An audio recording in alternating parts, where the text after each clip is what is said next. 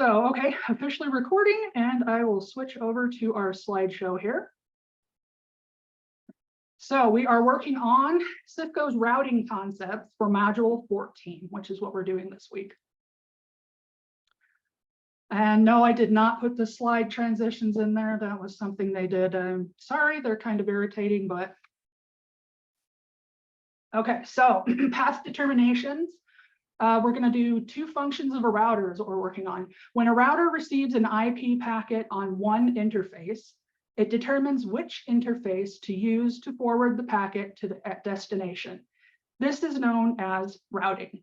The interface that the router uses to forward the packet may be the final destination, or it may be a network connected to another router that is used to reach the destination network.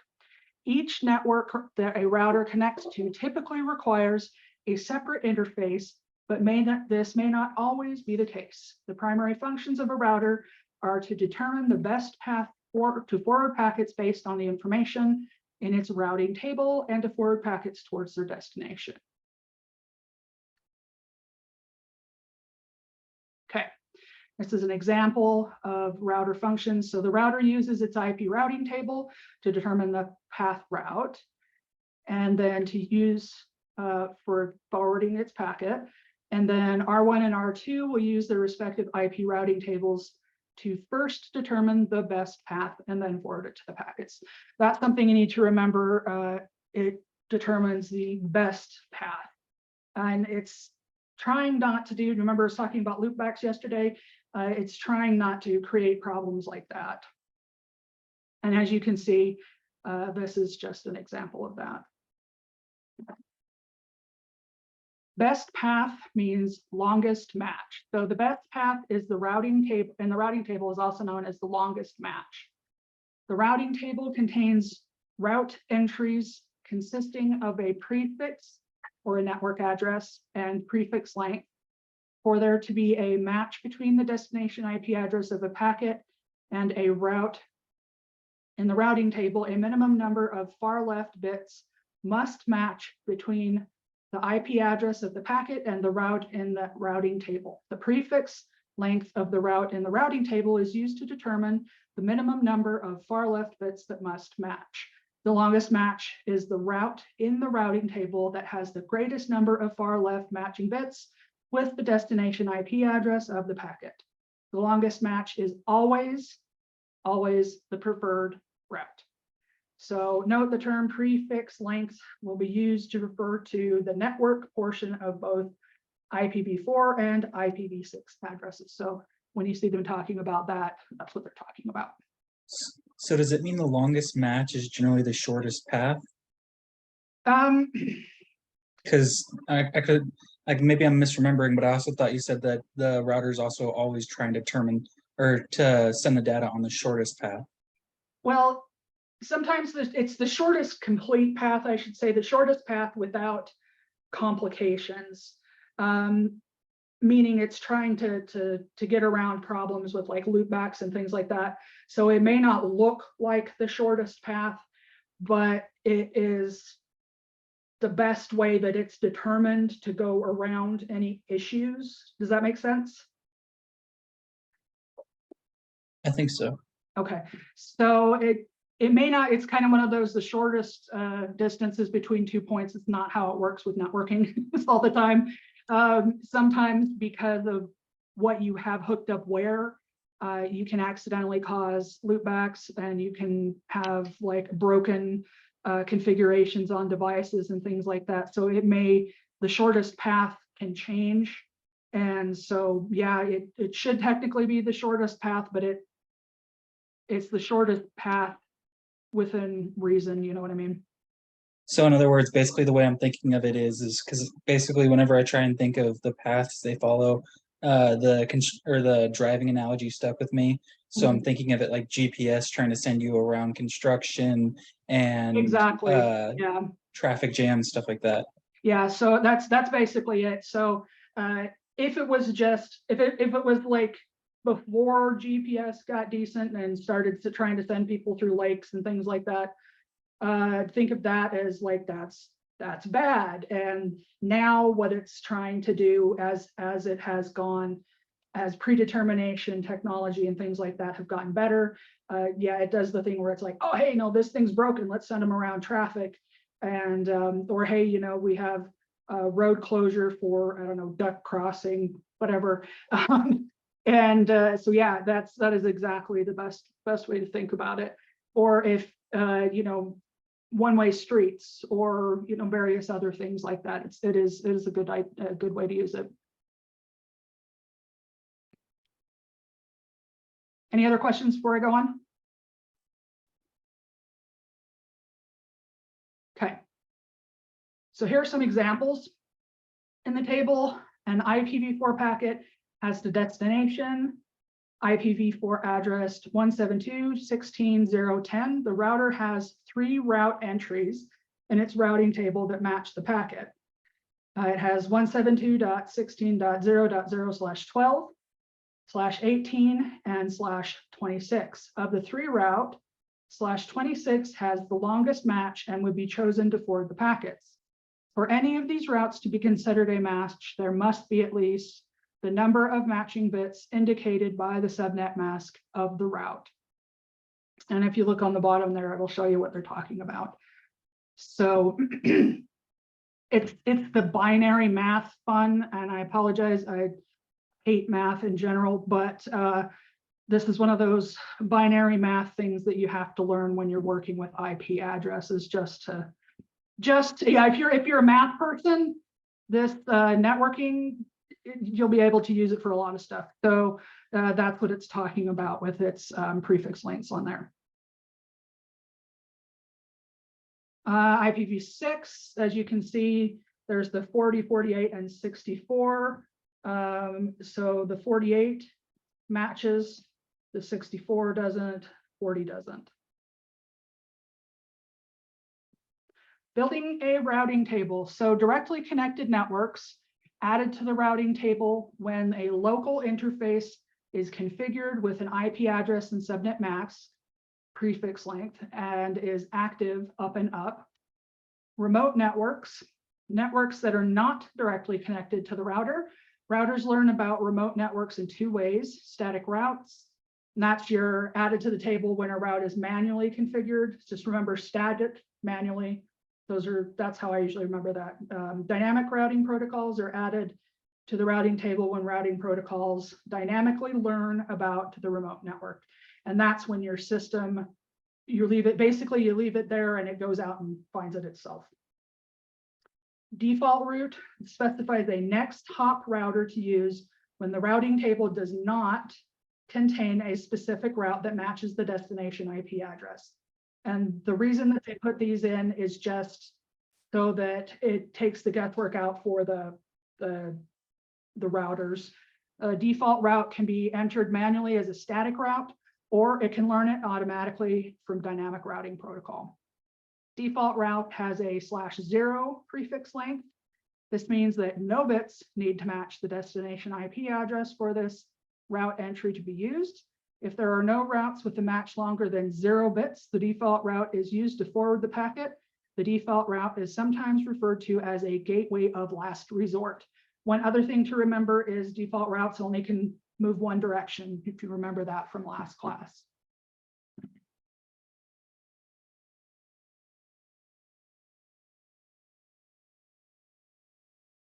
Packet forwarding. Now, I do like their little tables and stuff where they talk about packet forwarding. They have some good ones. Default route equals ominous, yes. Packet forwarding decision process. So for me, this kind of equated to if-then questions in programming, if you guys know what I'm talking about.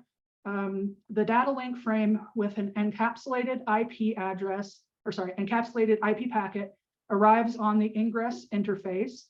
The router examines the destination IP address in the packet header and consults its IP routing table. The router finds the longest matching prefix in the routing table. The router encapsulates the packet in the data link frame and forwards it out to the egress interface. The destination could be a device connected to the network or a next hop router. However, if there's no matching route entry, the packet is dropped. Okay, so look at the table here. I hate if then. You get very familiar with it. I did programming and for quite a while, and I still dabble, but yeah, if then can be a nightmare. But if you understand it, it's kind of what it does a little bit with some of this stuff. So here's your destination IP address. Step 2 goes out here, looks at this routing table, finds longest match. It has our step 3. There we go, boop, down here to step 3, and 5 into the dumpster if no routing entry is in there. If it finds one, goes over here, dumps it into your destination, or it'll pack it, forward the packet over to your next hop router. Does that make sense after looking at the graphic? I think seeing how it's done, rather than just reading how it's done, makes a lot more sense on these.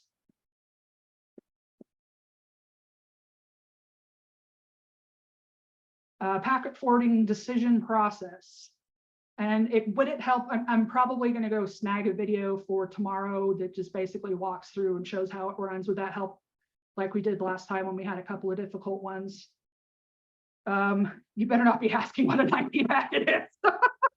I think you would have flunked the last class, but yeah, video. Yeah, I will go out on YouTube, and because I think just seeing it helps, but static seeing it and then helps, but seeing it move along is also a little bit more helpful.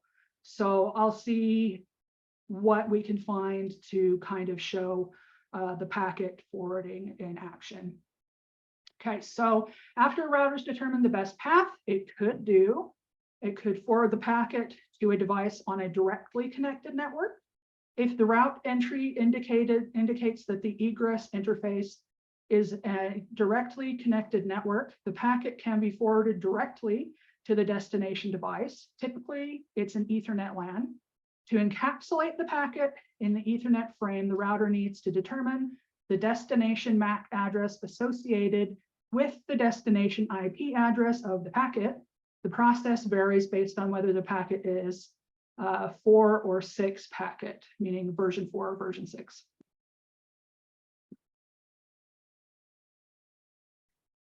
Okay, after routers determine the best path, it could also forward it to the next hop router.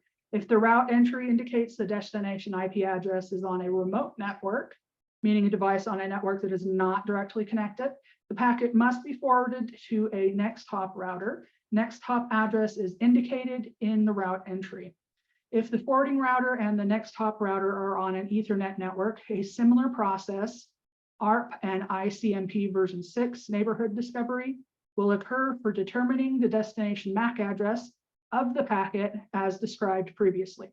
The difference is that the router will search for the IP address of the next hop router in its ARP table or neighbor cache instead of the destination IP address of the packet.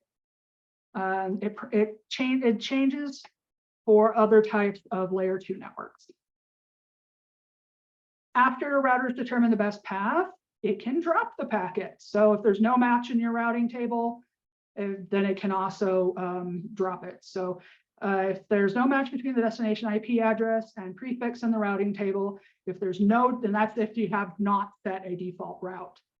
Because if there's a default route, instead of dropping it, it'll dump it out through the default route. So if there's no default route, it'll just dump it. End-to-end packet forwarding. So the primary responsibility of packet forwarding function is to encapsulate packets in the appropriate data link frame type for the outgoing interface. So for example, the data link frame format for a serial link could be point-to-point or PPP protocol, high-level data link control or HDLC protocol, or some other form of layer 2 protocol. The primary responsibility of the packet forwarding function is to encapsulate packets in the appropriate data link frame type for the outgoing interface. The more efficiently a router can perform this task, the faster packets can be forwarded by the router. which is why you see routers upgrading and upgrading and upgrading it so they can get faster packet movement. Routers support the following 3 packet forwarding mechanisms: process switching, fast switching, and then there's CEF or Cisco Express forwarding. Process switching.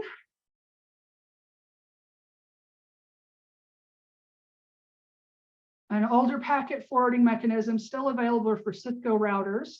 When a packet arrives on an interface, it is forwarded to the control plane where the CPU matches the destination address with an entry in its routing table. Then it determines the exit interface and forwards the packet. It is important to understand that the router does this for every packet, even if the destination is the same for a stream of packets. So it's not fast, hence why it's an older version, because instead of going, hey, all of these look the same, it goes this one, this one, this one, this one. It takes significantly more time.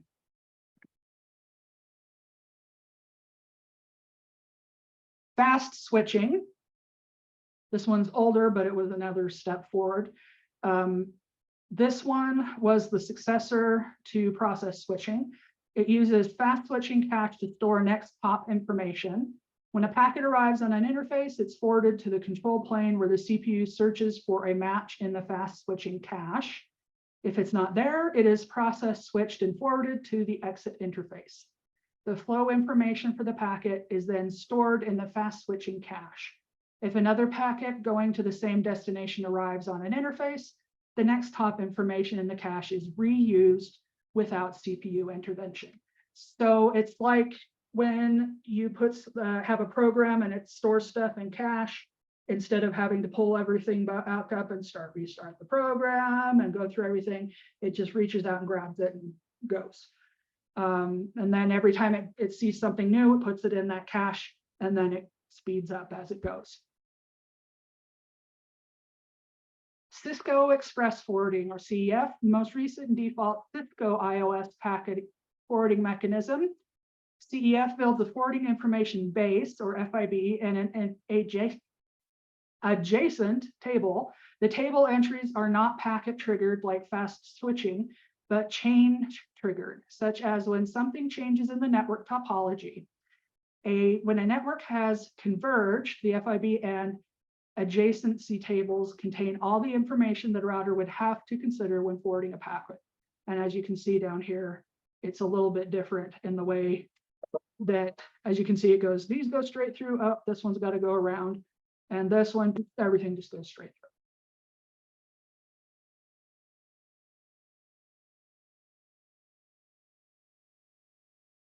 All right, before we start this next section, is there any questions on the packet forwarding before we start?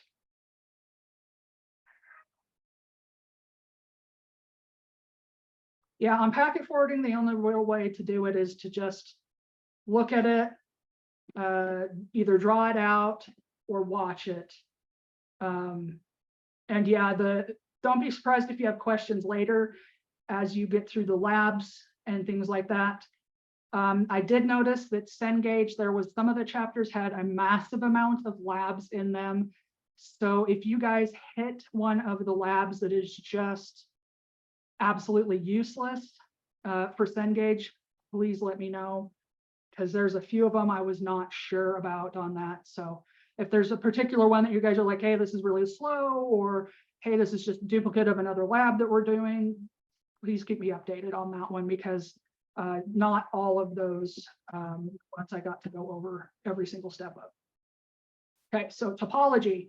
The topology in the figure will be used for configuration and verification examples. Will also be used in the next topic to discuss IP routing. And this is a really good one to take because it has a whole bunch of configuration commands for Cisco. And I am all about cheat sheets. And this is basically one big slide of the cheat sheet. There's another one. These are verification commands. So common verification commands are your show IP, show running config, interface, IP interface, IP route, and of course, ping. In each case, replace IP with IPv6 for the version 6 option of the commands. Filter command output. Filtering commands can be used to display specific sections of output. To enable the filtering command, enter a pipe character after the show command, and then enter a filtering parameter and a filtering expression. These kind of work like, have you guys used SQL at all? Because they kind of remind me a little bit of basic SQL when you're doing some of these. The filtering parameters can be configured after the pipe include, well, you'll see as you get through there. Section, include, exclude, and begin. So section, that's the displays the entire section that starts with the filtering expression. Include, this includes all output lines that match the filtering expression. Exclude, this excludes all output lines that match the filtering expression. Begin, this displays all output lines from a certain point, starting with the line that matches the filtering expression. Output filters can be used in combination with any show command. So there are a ton of different ones that you can use for these. So just remember, it's kind of a mix and match thing. No. Route sources. A routing table contains a list of routes to known networks, prefixes and prefix lengths. The source of this information is derived from the following: directly connected to networks, static routes, and dynamic routing protocols. Yeah, that's what they're called. The little character with the straight up and down, and in programming, it's called a pipe. I didn't know that either until I took programming classes and someone said, type this in and then pipe. And I'm like, what? But that's what that straight up and down thing is. The source of each route in the routing table is identified by a code. Common codes are L, which identifies the address assigned to the router interface. C identifies a directly connected network. S identifies a static route created to reach a specific network. O identifies a dynamically learned network from another router using the OSPF routing protocol. And asterisk, this route is a candidate for a default route.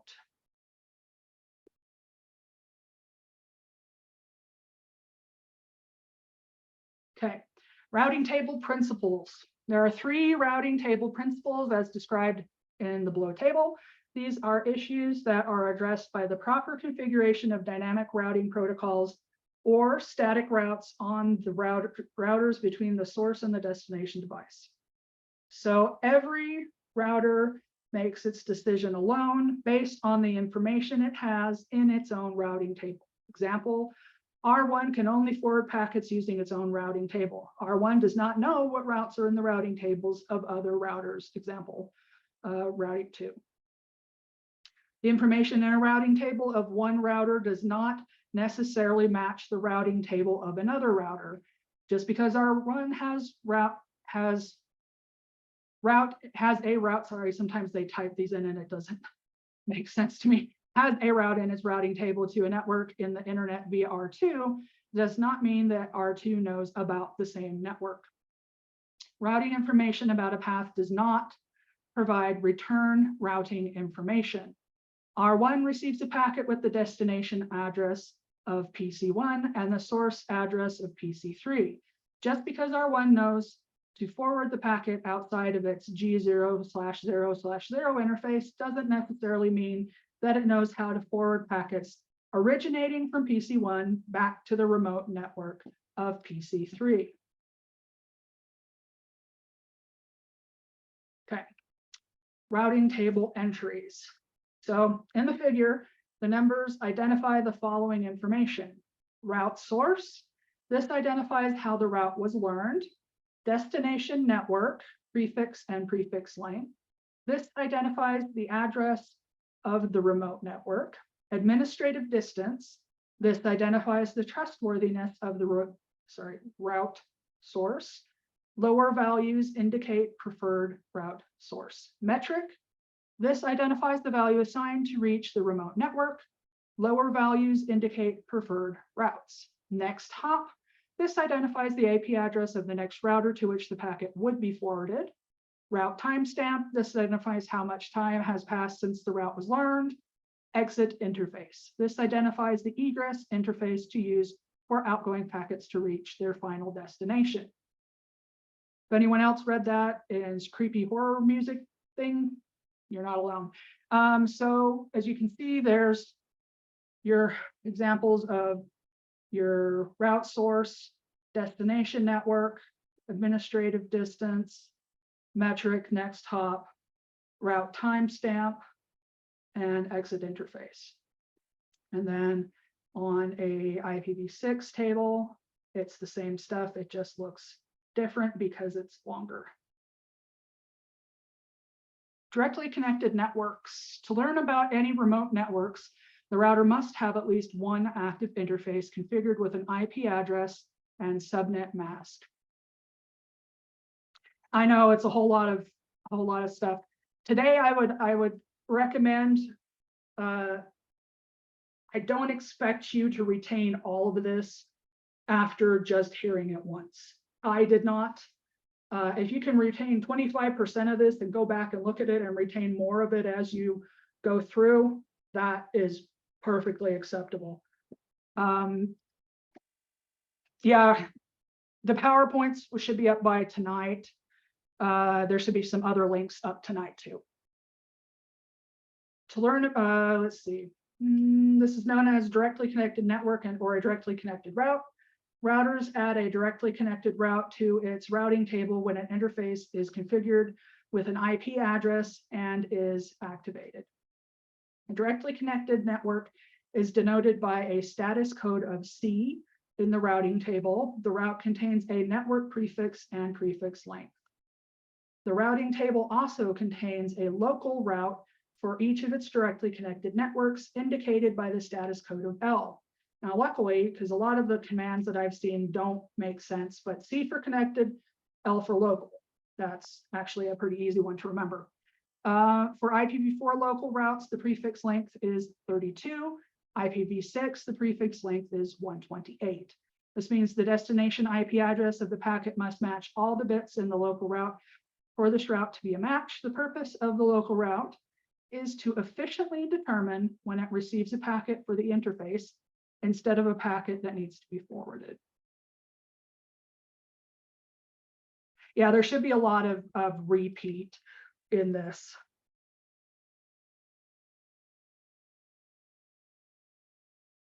Static routes.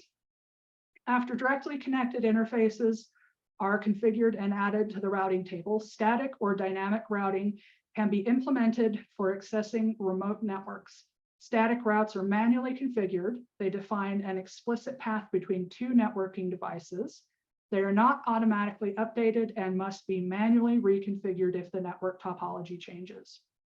Static routing has three primary uses.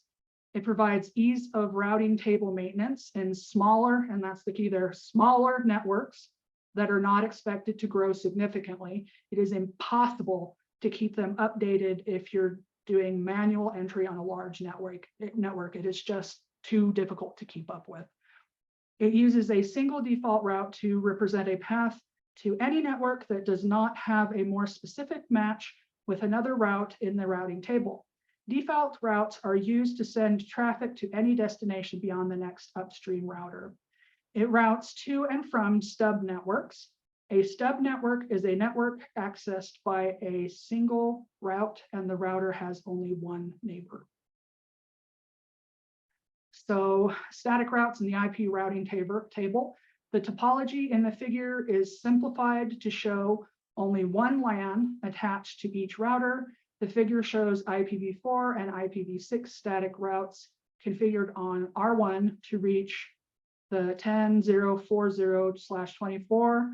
And then there's the version 6 network on R2. Let me go back, sorry. So there's R1 that you see on the top with the remote IPv4, and then the IPv4 address of next hop. And then on the bottom, you see the IPv6 addresses and address of next hop. Dynamic routing protocols. Dynamic routing protocols are used by routers to automatically share information about the reachability and status of remote networks. Dynamic routing protocols perform several activities, including network discovery and maintaining routing tables, which is why you see mostly dynamic routing tables in medium to large organizations. So you can see there's it's talking about your R1, R2 that it was doing here, and then it talks about how everything is there. OSPF is now being used in our sample topology to dynamically learn all of the networks connected to R1 and R2. The routing table entries use the status code of O to indicate the route was learned by OSPF routing protocol. Both entries also include the IP address of next hop router via IP-address. Note, IPv6 routing protocols use the link local address of the next hop router. And second note, OSPF routing configuration for IPv4 and 6 is beyond the scope of this course. In other words, that's not something we're going to be teaching you.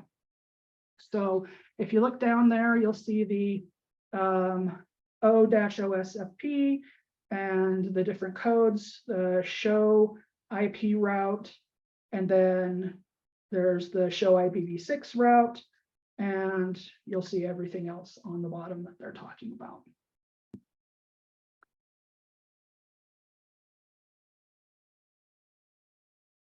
Okay, default route specifies a next hop router to use when the routing table does not contain a specific route that matches the destination IP address. A default route can be either a static route or learned automatically from a dynamic routing protocol. A default route has an IPv4 route entry of all zeros and an IPv6 route entry. And remember, the double colons are when there's 0000. And so it's basically the same thing, bunch of zeros. This means that 0 or no bits need to match between the destination IP address and the default route.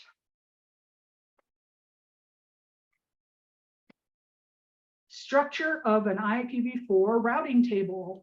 So IPv4 was standardized using the now obsolete classful addressing architecture. The routing table is organized using the same classful structure, although the lookup process no longer uses classes. The structure of the routing table still retains the format. An indented entry is known as a child route. A route entry is indented if it is the subnet of a classful address, class A, B, or C network. Directly connected networks will always be indented child routes because of the local address of the interface is always entered in the routing table as /32. The child route will include the route source and all the forwarding information such as next hop address. The classical network address of this subnet will be shown above the route entry, less indented and without a source code. That route is known as a parent route. So parent, child.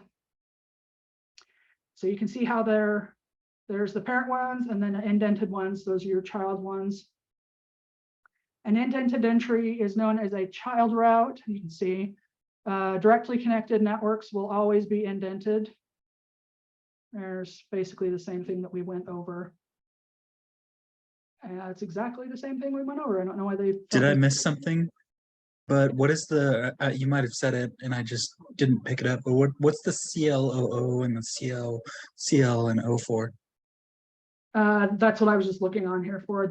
I think that they're talking about, yeah, network rights. They're the child routes, and then the OSFP where they were talking about earlier. I know they said it earlier. Hold on. Yeah, anytime that you see O indicates the route was learned by OSPF. Sorry, there's just so much terminology on this one. And then L is local. Okay, thank you. Yeah, no problem. I knew it was in there somewhere. And this is the IPv6. There's your child, local, and then the OSPF discovery. Administrative distance. This is the distance we would all like to take and have someone else do it, wouldn't? No, that's not true. A route entry for specific network address, prefix and prefix length can only appear once in the routing table. However, it's possible that the routing table learns about the same network address from more than one routing source. Except for very specific circumstances, only one dynamic routing protocol should be implemented on a router. Each routing protocol may decide on a different path to reach the destination based on the metric of that routing protocol.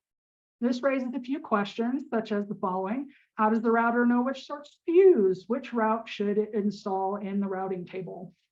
Cisco iOS uses what is known as the administrative distance to determine the route to install into the IP routing table. The AD represents the, and that's the problem I have there, AD also means Active Directory. So that's one that I'm like, AD as it pertains to what? So that's why when I get into Cisco, I'm like, Active Directory. No, that's not what that means. Administrative distance, there we go. So this is talking about the trustworthiness of the route. Like, just like we were talking about with GPS, let's send them around the road construction. Let's not send them through the middle of the lake. So the lower the AD, the more trustworthy the route source. So it kind of goes opposite. So this one lists various routing protocols and their associated ADs. So 0, 1, and then it goes through the bottom. So if that table was what it was talking about, that would be the AD represents the lower is the more trustworthy. So directly corrected is more trustworthy. Static route is more trustworthy than EIGRP summary route. So each step up, if that makes sense, is less trustworthy than the one before it.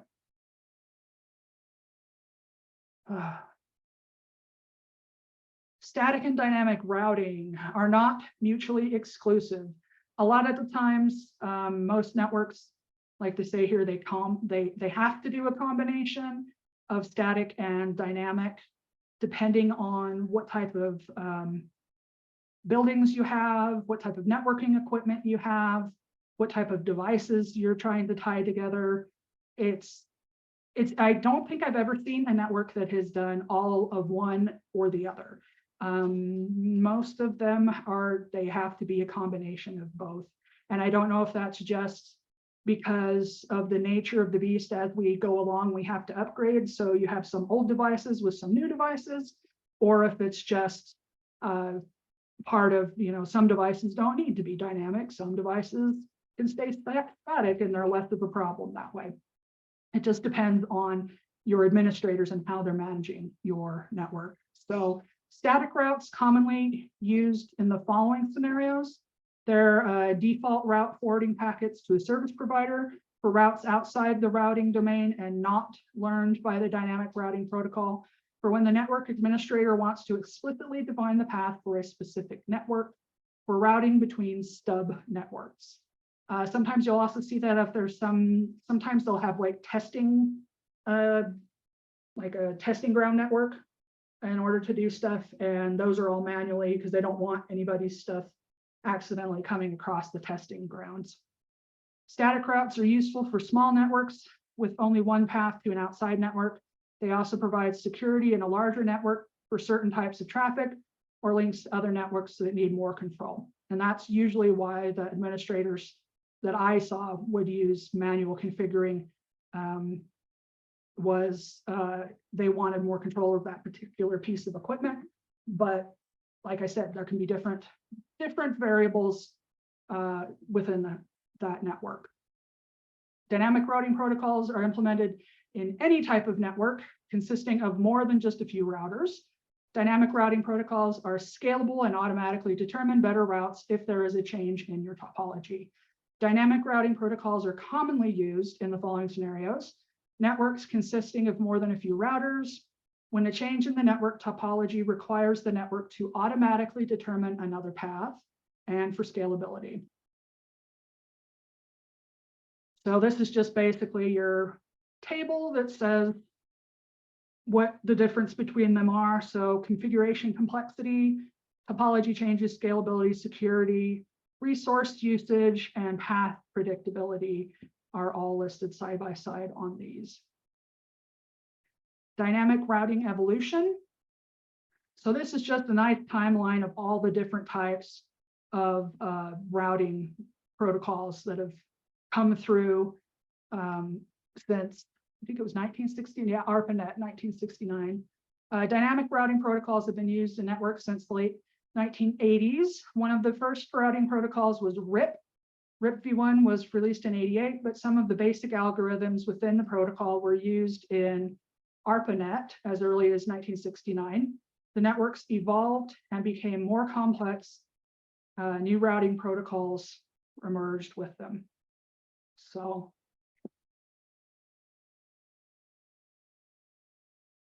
the table classifies the current routing protocols. Interior gateway protocols are routing protocols used to exchange routing information within a routing domain. Administered by a single organization. There is only one EGP, and it is BGP. BGP is used to exchange routing information between different organizations known as autonomous systems. BGP is used by ISPs to route packets over the internet. Distance vector, link state, and path vector routing protocols refer to the type of routing algorithm used to determine best path. So there's your nice little table listing everything out for you.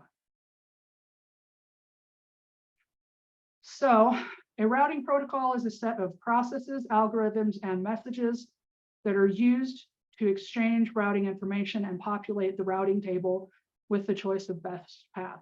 The purpose of dynamic routing protocols include discovery of remote networks, maintaining up-to-date routing information, choosing the best path to destination networks, and the ability to find a new best path if the current path is no longer available. The main components of dynamic routing protocols include data structures, routing protocol messages, and algorithms. So routing protocols typically use tables or databases for their operations. This information is kept in RAM. For routing protocol messages, routing protocols use various types of messages to discover neighboring routers, exchange routing information, and other tasks to learn and maintain accurate information about the network. And algorithm is a finite list of steps used to accomplish a task. Routing protocols use algorithms for facilitating routing information and for the best path determination. Routing protocols determine the best path or route to each network. That route is then offered to the routing table. The route will be installed in the routing table if there is not another routing source with a lower AD. Best path is selected by a routing protocol based on the value or metric it uses to determine the distance to reach a network. A metric is the quantitative value used to measure the distance to a given network. The best path to a network is the path with the lowest metric. Dynamic routing protocols typically use their own rules and metrics to build and update routing tables. The following table lists common dynamic protocols and their metrics. Routing protocol RIP, routing information protocol. The metric is a hop count. Each router along the path adds a hop to the hop count, a maximum of 15 hops allowed. OSPF, or open shortest path first. The metric is cost, which is based on the cumulative bandwidth for source to destination. Faster links are assigned lower costs compared to slower high-cost links. EIGRP, or Enhanced Interior Gateway Routing Protocol. It calculates its metric based on the slowest bandwidth and delay values. It could also include load and reliability into its metric calculations. Load balancing. I've talked about this a couple of times. When a router has 2 or more paths to a destination with equal cost metric, then the router forwards the packets using both paths equally. This is called equal cost load balancing. The routing table contains the single destination network, but has multiple exit interfaces, one for each equal cost path. The router forwards packets using the multiple exit interfaces listed in the routing table. If configured correctly, load balancing can increase the effectiveness and performance of the network. Equal cost load balancing is implemented automatically by dynamic routing protocols. It is enabled with static routes when there are multiple static routes to the same destination network using different next hop routers. Note, only EIGRP supports unequal cost load balancing. Okay, I think, what did I learn in this module that my brain can bleed? Okay. That is it for this one. I'm sure you guys are probably happy about that. There is a lot of terminology, and with networking and with Cisco stuff, the more you use it, the more familiar it becomes. But like I've said with a lot of things, the best thing to do is to learn what to look up first. There are some things that no matter how hard you study them, you will not remember everything. That's just the nature of technology. So remember that you can Google things. And if there are terms that you're having difficulty, yeah, error 404, brain not found. I totally get that. You know, look at make flashcards. You know, there are tons of little flashcards that people have put down for Network Plus that these would count for. So if you're wanting to do that, I would highly suggest just puttering around online. Because Network Plus is such a popular certification, you'll find tons of stuff on there. And while we're not doing that certification, the study material would help you guys remember some of the concepts. So any questions before we stop for the day? Or does everyone just want to go cry in a corner? Yep, no, thank you. We've had enough. Okay. All right. Go do your homework, go do your reading. Well, I would suggest taking a little break, honestly, and then do some reading. And have a good night, guys. I'll see you tomorrow. Take care. Let me know if you need anything.